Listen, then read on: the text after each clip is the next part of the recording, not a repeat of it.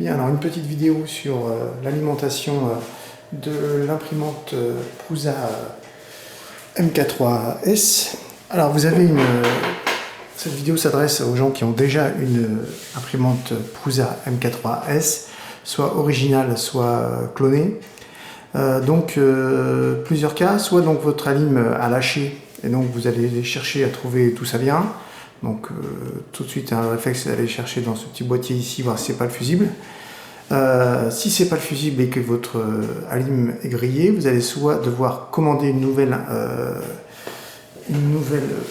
alimentation Prusa, donc complètement montée, ou alors vous allez en acheter une en kit, hein, et c'est ce que j'ai fait. Et quand ça arrive en kit, eh bien le câblage n'est pas du tout fait.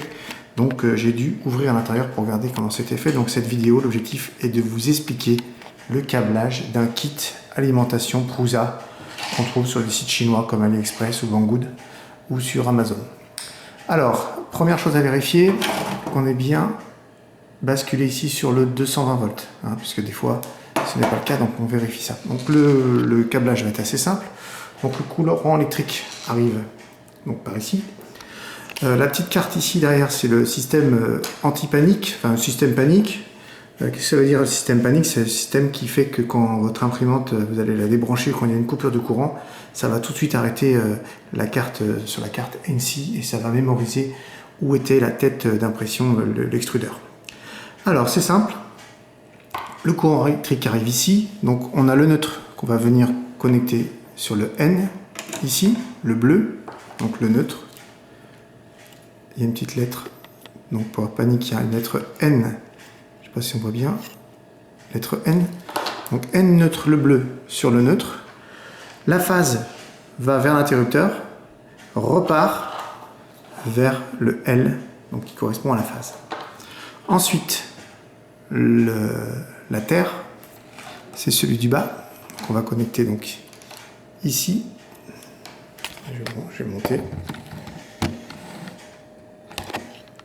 Donc là, ici, et il va venir donc là. Donc on a nos trois fils, neutre le bleu, la phase qui passe par l'interrupteur, la terre, et le petit fil anti-panique, on va venir l'alimenter ici, sur le plus.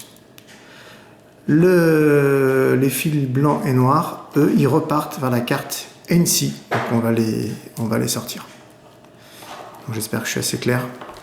Donc ça, c'est la partie alimentation.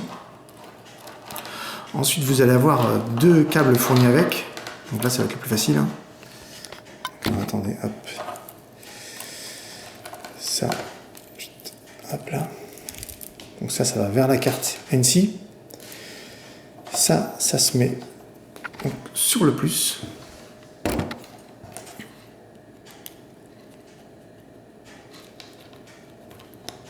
Alors, une fois que vous les avez mis, hein, vous pouvez aussi avec une pince, hein, vous les cassez un petit peu, vous les écrasez pour bien que ça tienne. Alors, je récapitule. La terre, ici. La phase, ici.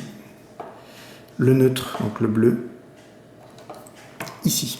Ensuite, vous avez deux câbles d'alimentation qui vont servir pour le plateau chauffant et puis pour la carte NC. Donc, un noir à rouge, un noir à rouge. Voilà, ça va être extrêmement simple. Hein.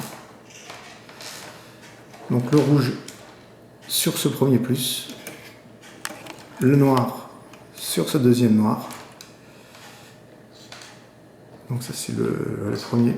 Et pour le deuxième, le rouge donc sur le troisième et le moins ici. Ensuite il n'y a plus qu'à remonter donc tout à l'intérieur, hein, donc tout bien compacté. Ensuite il n'y a plus qu'à refermer avec le couvercle et tout revisser. Alors je sais que Prusa fait plusieurs types d'alimentation. Maintenant il y a des alimentations noires. Alors c'est vrai que quand on a déjà une alimentation grise, c'est mieux de remplacer par la même. Donc c'est celle qu'on trouve le plus sur les sites internet. Vous avez la possibilité, alors soit c'est donc ce module qui est mort, c'est-à-dire que le module panique est mort. Si vous ne l'utilisez pas, bon, c'est pas trop grave. Soit vous achetez que ce module-là et vous interchangez le tout. Donc avec ce que je vous expliquais là, normalement vous avez tout le câblage. Donc je vous dis, j'espère que cette vidéo vous a plu. Vous pouvez vous abonner et je vous dis à bientôt pour une prochaine vidéo.